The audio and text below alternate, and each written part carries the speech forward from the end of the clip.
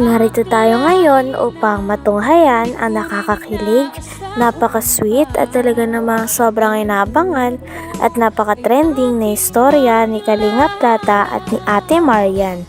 Sa pagpapatuloy ng ating istorya ay nandun na nga si Kalinga Plata at nag-uusap pa rin silang dalawa.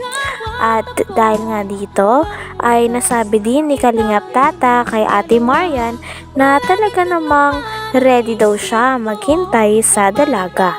Nang narinig naman ito ni Ate Marian ay talagang sinabi niya na okay daw at kitang-kita din sa kanyang mukha na siya ay kinikilig.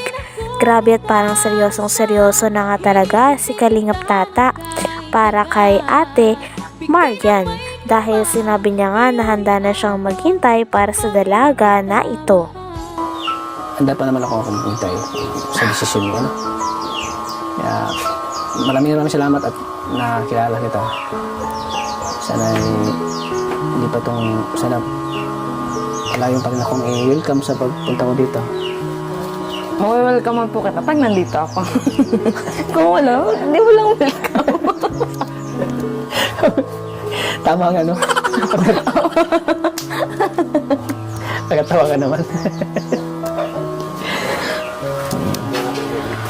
So ayan, maraming salamat, ano? Marian, salamat at hindi dahil kay Arjun, hindi ko siya makilala. Salamat ako na nakilala kita, ano? Thank you talaga. Ayan, sa mga nag-ano po kay Arjun, sa mga nagbabash po, sana po malawakan mo natin ang pag-iisip natin, mga kalingap. At yun po ay, ano lang po, good vibes lang po itong ginagawa namin. At hindi naman po yung totoo na kontrabida. Dahil din sa mga nangyari noong first vlog nila Kalinga Plata, Kuya Arjun at nung na-meet nga si Ate Marian ay may mga nangyayari din doon na hindi maganda. At marami nga nafansin ng mga fans ni Kalinga Plata tungkol kay Kuya Arjun at pinananga nila ito at marami nga din ng bash kay Kuya Arjun nung time na yon dahil sa mga kanyang kinilos kay Kalinga Plata at kay Ate Marian. Kaya naman sa video na ito ay talagang sinabi ni Kalinga Plata sa mga fans na siya na mismo ang humihingi ng sorry. Sinabi niya naman na hindi naman daw ito intensyon ni Kuya Arjun at napakabait naman daw talaga ni Kuya Arjun. Talagang masunurin si Kuya Arjun kay Kalinga Plata at wala naman daw talaga siyang problema at biruan lang naman iyon nila.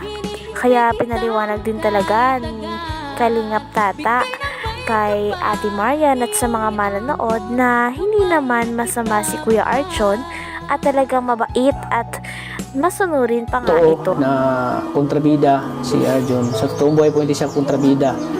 Sa totoong buhay po si Arjun ay napakabait, masunurin sa akin.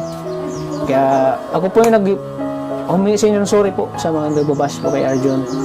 Sana po ay maintindihan nyo na yung ginagawa ni Arjun ay good vibes lang po yun, mga kalingap. Maraming salamat po sa inyo pag-unawa.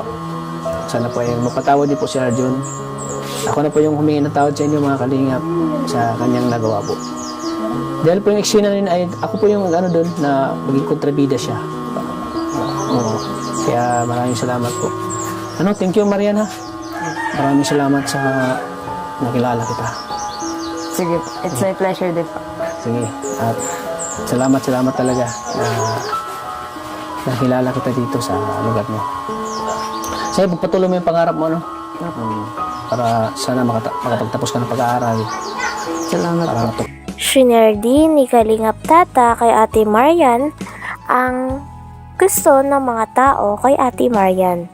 Sabi naman ni Kalinga Plata ay kaya daw talaga nagustuhan ng mga viewers si Ate Marian.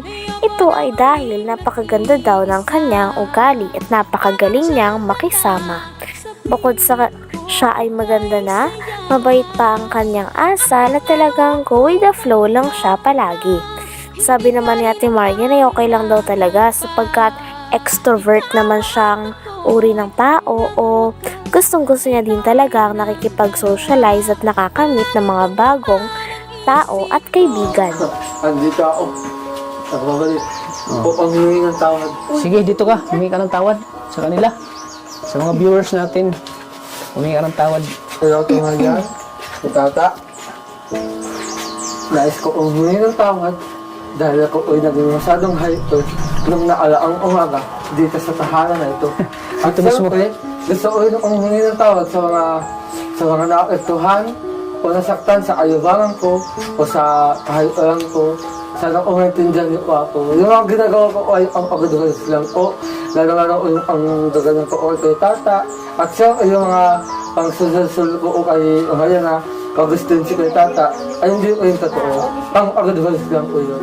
For the content. So kung talaga mga kaibigan, sana mapag-usapan natin ito. Mahalin niyo pa ako. Kailangan ko ng pagmahal niyo po yan. So, ayan, ayan. Hindi. Sa pagpapatuloy pa nga ay kinikilig naman si Ate Marian. Ito ay sapagkat si Kalingap Tata ay talagang kino-compliment siya. Sabi pa nga ni Kalingap Tata sa kanya ay napakaganda niya daw talaga. Sabi naman ni Ate Marian ay marami din naman daw maganda sa kanilang lugar. Kaya natawa naman si Kalingap Tata. Sabi naman ni Kalingap Tata ay sa lahat daw talaga ng magaganda ay kay Ate Marian lang daw talaga siya nabihag. Kaya grabe at sobrang nakakilig na talaga ang dalawa at mas lalong dumadami ang kanilang fans. So kung talaga mga kaibigan, sana mapag-usapan natin ito. Mahalin niyo pa ako. Kailangan ko ng pagmahal niyo po yan. So, ayan, ayan. Hindi. So yan po mga kalingap, sana po ay wag po nating masamain po si Arjun. Wag po natin ano si Arjun kasi mabait to si At Arjun. ngayon, regalo ko sa iyo. Hindi, regalo mo na to sa akin? Oo, sa'yo lang. Bigyan mo na. Ayan, sa Tata. Ay, bagay na bagay pati oh. Oo, alam ka na, bagay na bagay. Parang huwag niyo pong seryosohin po mga kalingap. Yung mga ginagawa ni Arjun, huwag po natin seryosohin. Kasi for the good vibes lang po yun. Kontrabida baga. Dapat lawakan natin pag-isip natin na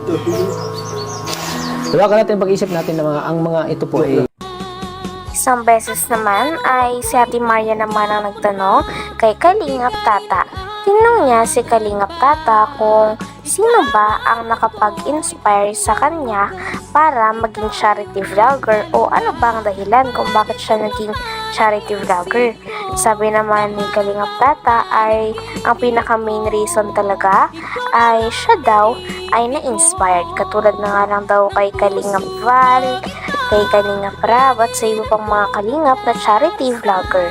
Gustong-gusto niya din daw kasi tumulong sa mga mahihirap dahil alam niya rin kung ano ang pakiramdam na maging mahirap. Kaya nais niyang tumulong at makapagpagaan ng ibang buhay.